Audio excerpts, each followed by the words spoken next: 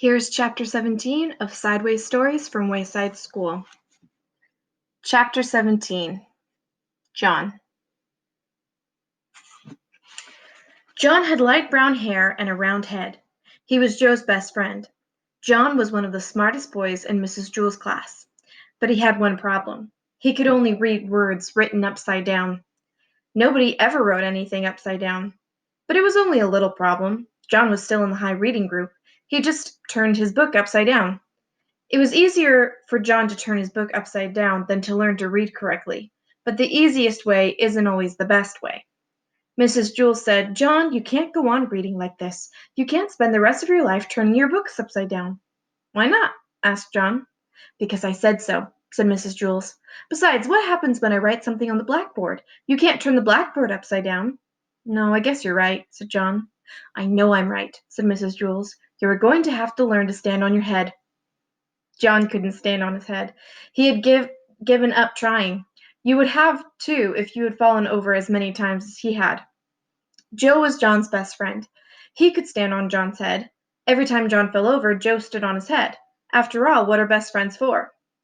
"My head is too round, Mrs. Jewell. I can't stand on it," said John. "Of course you can, John," said Mrs. Jewell. "If Joe can stand on your head, so can you." "It's easy, John," said Joe. "I can't," John repeated. "I always fall over." "Nonsense," said Mrs. Jewell. "All you have to do is find your center of balance. Now up you go." John put his round head on the floor and swung his legs up. He fell right over. Then Joe stood on John's head. "See, John, it's easy. Nothing to it," Joe said. "We'll help you, John," said Mrs. Jewell. "Joe, get off John's head and give me the pillow from under my desk. Nancy, Calvin, come here and give us a hand." Mrs. Jewell took the pillow from Joe and set it on the floor. "All right, John, we'll surround you," she said. "We won't let you fall." John put his head on the pillow and swung his legs up. He started to fall one way, but Nancy pushed him back up. Then he started to fall another way, but Calvin straightened him out. John kept falling a little bit this way and that until at last he found his center of balance. And this next part is typed upside down. Let me see.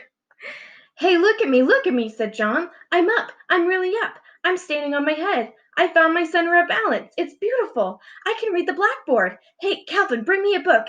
And you don't have to turn it upside down. Ha ha. Hey, who? Ah!" Bam. While Calvin went to get the book, John fell flat on his face. "You better stay off my head, Joe," he warned. "Are you all right, John?" asked Mrs. Jewell. "Yes, I think so. I feel a little funny.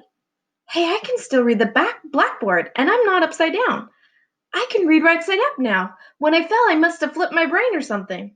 "That is wonderful, John," said Mrs. Jewell. "Here, put the pillow back under my desk. As a reward, you may have a Tootsie Roll Pop.